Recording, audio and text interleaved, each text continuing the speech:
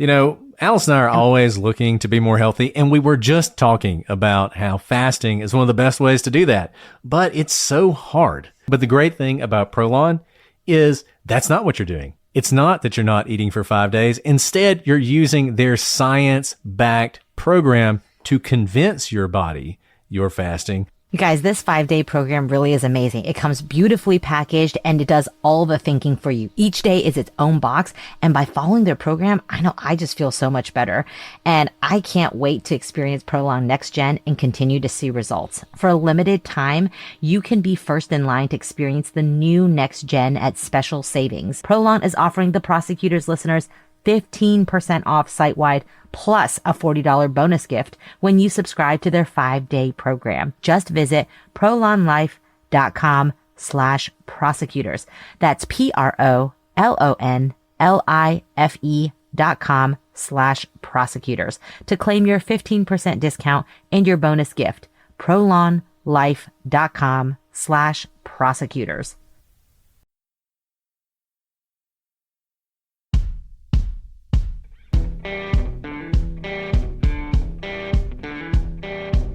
I'm Brett. And I'm Alice. And we are the Prosecutors.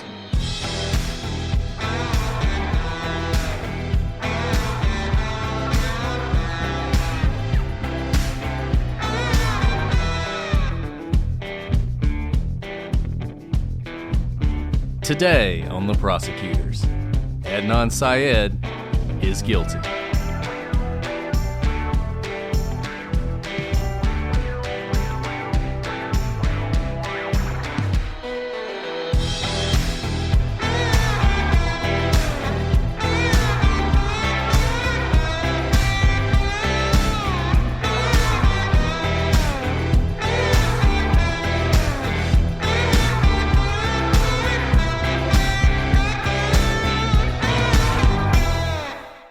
Hello, everybody, and welcome to this episode of The Prosecutors. I'm Brett, and I'm joined, as always, by my focused co-host, Alice. Hey, Brett. Tonight, I will be focused. Though we spent many hours discussing this case, not today. Today, you get just the facts. That's right, and that's what this is all about. We did 14 episodes on this. We get it. That's a lot. A lot of you didn't want to sit through that. And right now, with this case, is a really important time. You're going to be hearing all sorts of stuff about Adnan Syed. You're going to be bombarded with information that he's innocent, and we want to present to you the other side. So this is going to be a little different for a couple reasons. Number one, it's ad-free, so congratulations. If you got through whatever ads are automatically added at the beginning of an episode, it's just us talking from here on out. That's the first thing. The second thing, we're going to post this script on our website, and we're doing that because the factual statements we're going to make are footnoted, and you will be able, by either looking at the footnotes themselves or clicking on the links, to see the actual parts of the record that back up what we're telling you. We always tell you, go to the record, and I get it. It's a 2,000-page record, so that's a little bit much of an ask. This should allow you to really focus in, read what we link to, read what's around it too, get the full, what's the word I'm looking for? Context of this evidence, and decide for yourself whether or not you think what we are telling you is true or not. Obviously, we'll also be offering some opinions. Those won't be footnoted.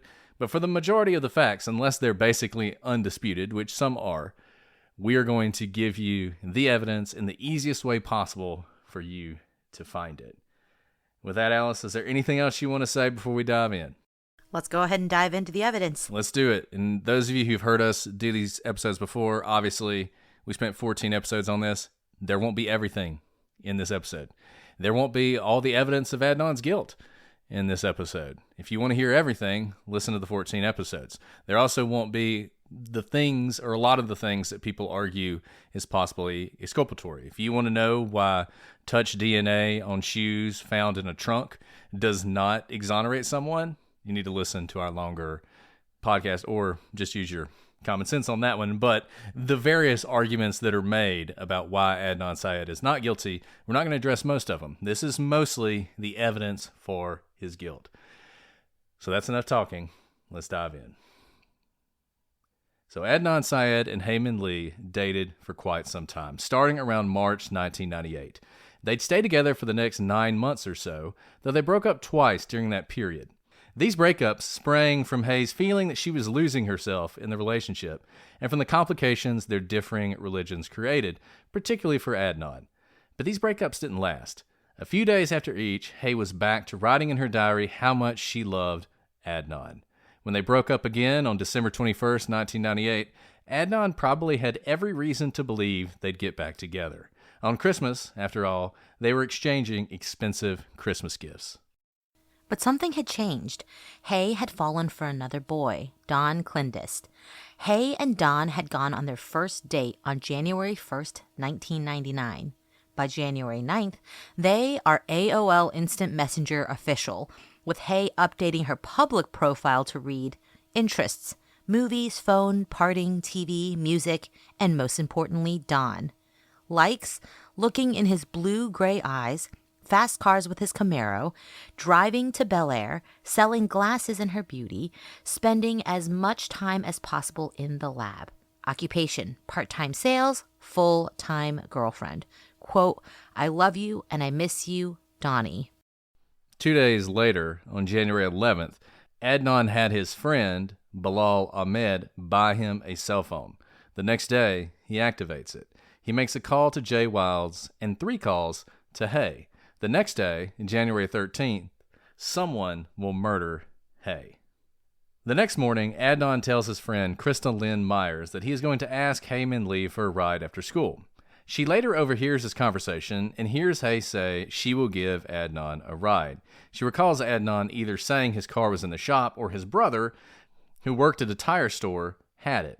That evening, after Hay disappears, Adnan will tell Officer Adcock that Hay was supposed to give him a ride, but she'd already left by the time he got to their designated meeting place. He told Krista the same thing. From that point forward, Adnan will deny ever asking Hay for a ride. Others will claim that Hay later told Adnan she couldn't take him, but if she did, Adnan has never said that, even to Officer Adcock. At 11 o'clock a.m. that day, Adnan and Jay Wilds get together. They go to the mall to pick up a birthday present for Jay's girlfriend and Adnan's good friend, Stephanie. During this trip, Jay will say that Adnan discussed killing Hay because she broke his heart. Jay thought he was blowing off steam. Sometime around 1 o'clock, Jay drops Adnan back off at school. Adnan leaves his phone and his car with Jay. The cell phone will make and receive phone calls from that point forward. Those calls, both who they are to and from, and the location of the phone when they were made, will be crucial to the prosecution's case. Everyone agrees that the location data for outgoing phone calls is accurate.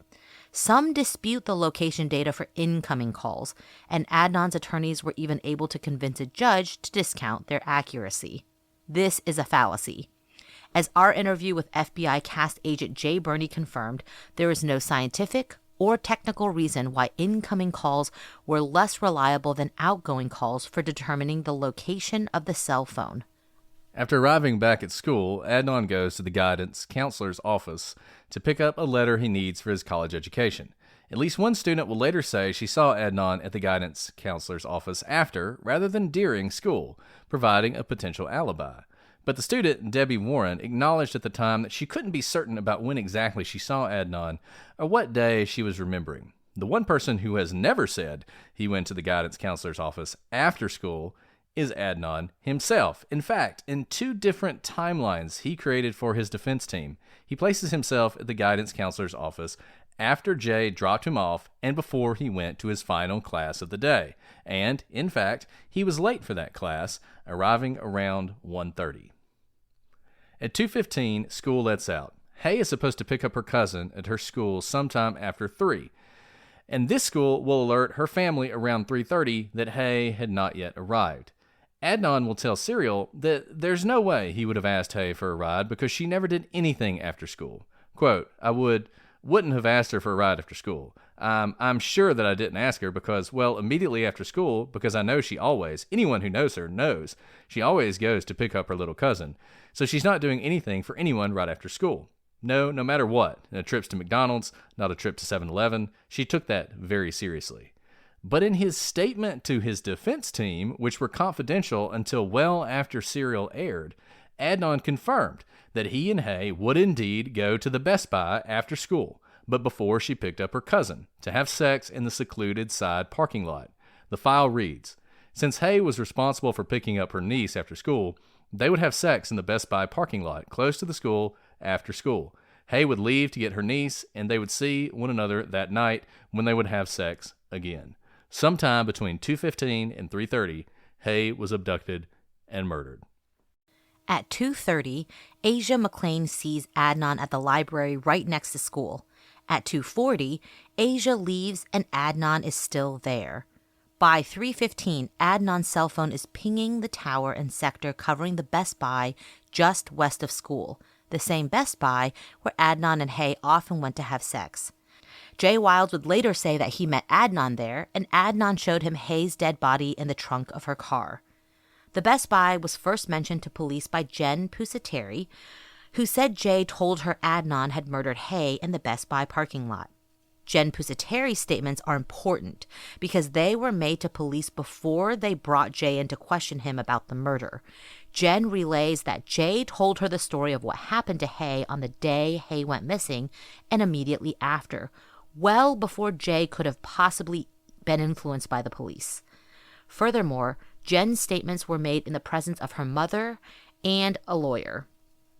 At 3:32, the cell phone calls Nisha Tana's phone. Nisha was a girl Adnan had met on New Year's and to whom he was talking on the phone as part of a burgeoning relationship. Nisha will tell police that she remembered Adnan calling her a day or two after he got his cell phone. He put Jay Wilds on the phone with her. It was a short call. Jay would tell police he remembered Adnan putting him on the phone with some girl from Silver Spring, which is indeed where Nisha lived. Nisha would say that she thought they were on their way to Jay's job at a video store at the time. But this wouldn't fit, as Jay didn't start the job until later. But given the other facts, it is more likely that she confused this one detail than that she confused all the corroborating facts. Moreover, to discount the call, you'd have to believe that Nisha just so happened to remember the call happening when Adnan's phone just so happened to have called her.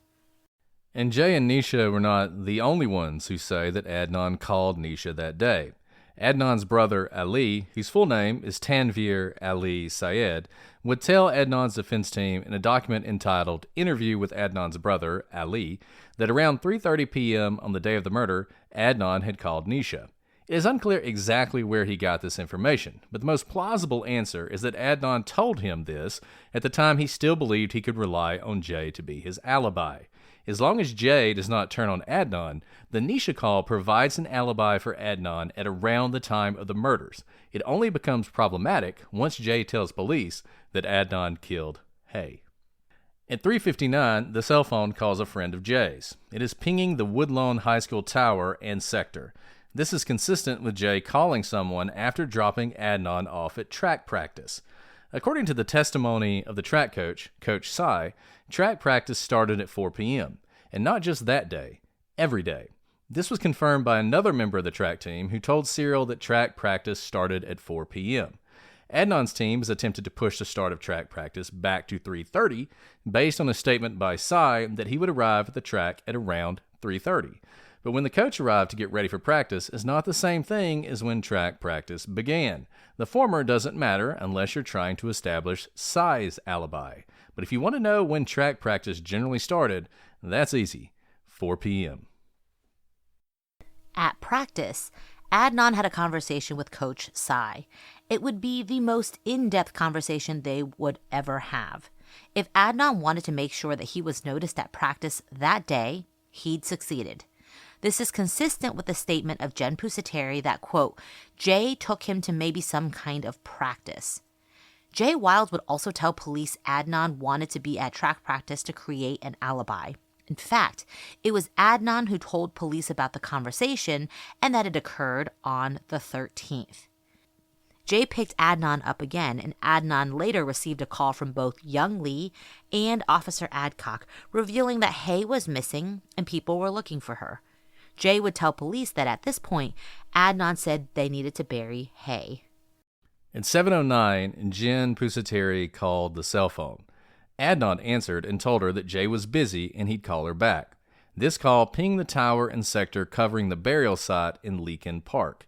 7 minutes later, another call came in. This call also pinged the tower covering the burial site. In the time between that night and when Adnan was arrested, the cell phone would ping off this tower and in this sector, L689B, only one other time, at 4:44 p.m., January 27th, the day after Jay was arrested for an unrelated incident the night before.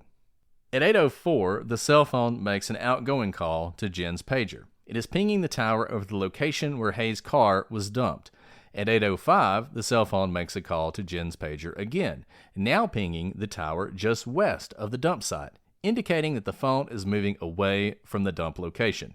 Jen will later tell police, with her lawyer and mother in the room, that after these pages, she met Jay and Adnan in a mall parking lot. After Adnan leaves, Jay tells her what happened and she helps him dispose of evidence. The basic story Jay tells Jen and that she relays to the police before the police interrogate Jay and before there's any evidence they're aware of Jay and his involvement with the case is largely consistent with the same story Jay will tell the police later. The key points: that Adnan left the car and cell phone with Jay, that he killed Hay because she broke his heart, Jay seeing the body, that Adnan strangled Hay, that Jay dropped Adnan off at school so he could be seen at practice, that Adnan buried Hay, though Jay lied to Jen and said he wasn't with Adnan at the time, that Jay called the cell phone and Adnan answered, that Jen picked up Jay after the burial, are all contained in Jen's statement. In fact, it was Jen and not Jay who first mentioned the murder happened at the Best Buy, the same Best Buy where Adnan's phone pinged around the time of the murder, and the same Best Buy where Adnan and Hay would go to have sex in a secluded parking lot where people would not see them. Facts that could not have been known to Jen at the time. A good place to have sex, and a good place to commit a murder. And Jen didn't remember the date all this happened, but she remembered it was the only day Adnan's cell phone ever called her. January 13th. If the story was created by the police, then it was created for Jen first and fed to her with her lawyer and mother present. It was manufactured with details that would eventually match the cell phone ping evidence it's unlikely the police even understood fully, if at all, at the time of this interview. But it was also manufactured with inconsistent details as well, even though the police would have told both Jen and Jay the story, that Hay was killed at the Best Buy, which Jen told police but Jay omitted, and that Jay helped bury Hay, a fact Jay apparently lied to Jen about but was forthright with the police about. If the police manufactured this story, why these key inconsistencies? And finally, you'd have to believe Jen's lawyer and her mother allowed Jen to repeat this police-fabricated and fed story, even though it implicated her in covering up a murder. To this day, Jen has never said that the police fed her the story of what happened that night.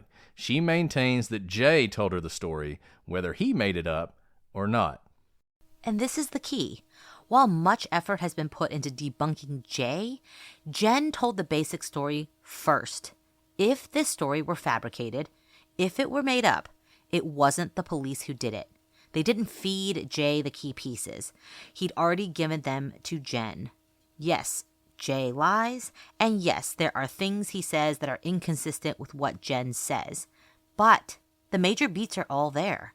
And most importantly of all, Jay took police to the one piece of evidence they desperately needed: Hayes' car. Jay could only have known where Hayes' car was located in one of four scenarios. He killed Hay and dumped it himself, which would seem to implicate Adnan since they were together most of the day. Number 2, he stumbled upon it innocently, which is unlikely in and of itself, and even more unlikely that he would recognize this random sedan as Hayes' vehicle. Third, the police led him to it, which requires a multi-officer conspiracy and an apparent willingness on law enforcement's part to leave the most valuable piece of evidence they could possibly have, Hayes' car, out in the elements and in the middle of the city where it could be stolen, vandalized, or just through the process of time and weather lose potential evidence. And the police did so after they'd already fabricated the story apparently crossing their fingers that no evidence in the car would make it abundantly clear to everyone that Adnan was not guilty and someone else was responsible. But despite this thoroughgoing conspiracy, the police forgot to do something as simple as plant damning evidence of Adnan's involvement in the murder in the car.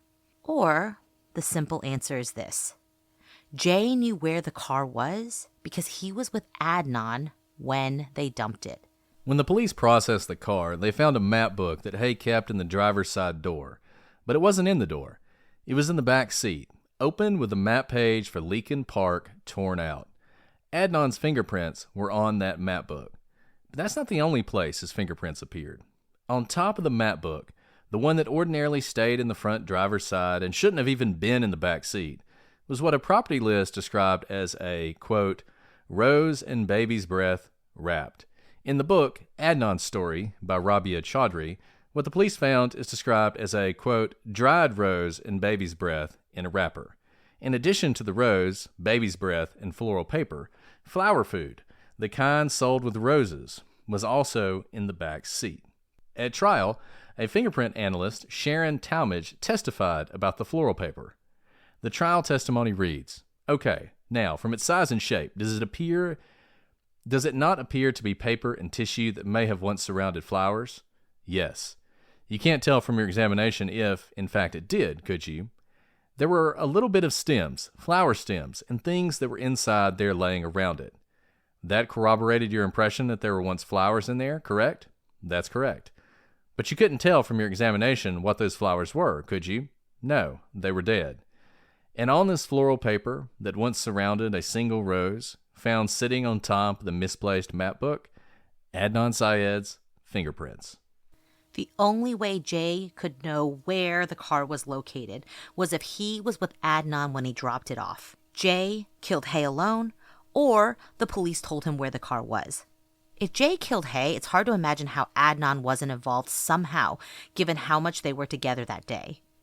And to believe the police told him where it was, you'd have to believe that the police, for reasons that are entirely unclear, decided to frame Adnan and use a black man from Baltimore with a criminal record as their star witness, hoping against hope when they made this decision that Adnan didn't have a rock-solid alibi, or that when they processed the car, definitive evidence of the killer wouldn't be present. They also had to hope that Jay would never break. Not at the time, and not even after the case became famous, and he had every incentive in the world to be the hero who freed Adnan and pointed the finger at the corrupt police as the bad guys. And you'd have to believe not only that, you'd have to believe an incredible number of coincidences. Adnan Syed just so happened to activate his phone, the same phone he left with Jay the day before Hay disappeared. He just so happened to tell a friend that his car was in the shop, a lie, and that he was going to ask Hay for a ride on the day she and her car disappeared. He just happened to tell a police officer that he'd asked Hay for a ride that morning, but had missed her after school, and then just so happened to deny that statement for the rest of time. Jen just so happened to say that the murder was committed at Best Buy, the same Best Buy where Adnan and Hay had sex after school before she'd pick up her cousin. Jen just so happened to mention Jay dropping Adnan at practice, the same practice that started at 4 o'clock, the same time Adnan's phone pinged off the Woodlawn Tower when Jay called one of his friends. The Nisha call just so happened to occur at the exact time in the exact place where it would need to have occurred if Jay's story was true. Adnan's cell phone just so happened to ping over the murder site, the original car dump site, the burial site, and the final car dump site at exactly the times you would expect if Jay's story were true. Jay just so happened to know where Hay's car was, presumably because the police told him where it was, and that location just so happened to line up with the cell phone pings and the rest of the story we described above. And when the car was opened, in the back seat was a map book that shouldn't be there with a rose wrapped in floral paper on top of it, both of which just so happened to have Adnan's fingerprints on them. What a coincidence.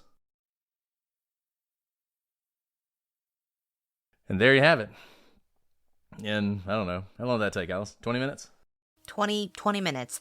And here's the thing. we've recited in narrative form, but there are a lot of footnotes. A lot of you have heard us talk about our love of footnotes. The footnotes here give you all of the links to all of the evidence. Go read it for yourself. We always tell you to go read the evidence for yourself. We've tried to present the evidence as the case is here. Obviously, there's more, but all of it can be found online and in those links. So read it for yourself. Don't take our word for it. But all I have to say is the conviction was a good conviction. The evidence at trial supports the conviction. And despite all the smoke that's been blowing since then, there has been no evidence that's come forward. Hard evidence, not just claims of evidence or claims of suspects or claims of other types of alibi that defeats the record that the jury convicted Adnan Syed on. And I hope this also demonstrates to you that this case is not as complicated as people want you to believe. And we fed into that. We did 14 episodes on this case. But today, we've recited to you the most important evidence in less than 30. This case is actually pretty straightforward. It's the straightforward case of a jilted lover who murdered his ex-girlfriend. That's the story, and the evidence backs that up. And when you hear people arguing that Adnan should be exonerated and he should be released, I want you to remember that. It's one thing to say he's been in prison for 20 years, he was 17 when this happened, he's turned his life around. That's one thing. But to deny, justice by allowing Adnan Syed to claim he is innocent when he is not is another victimization of her and her family, and we should not let it happen. If you have other questions about this case, you can listen to our 14-part series or use these links as a starting point. Some of these links send you to certain pages in the 2,000-page case file.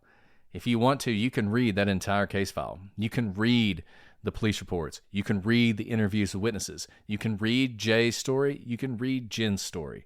The statements they gave to the police. You can see it happen. Do that. If you want to know the truth, you got to work for it, and I hope that you will. Alice, is there anything else you want to say before we sign off today?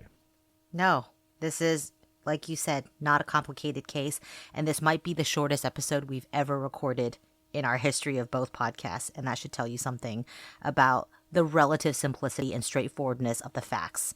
All right, guys. Well, we look forward to your questions and thoughts, but until then, I'm Brett. And I'm Alice. And we are the prosecutors.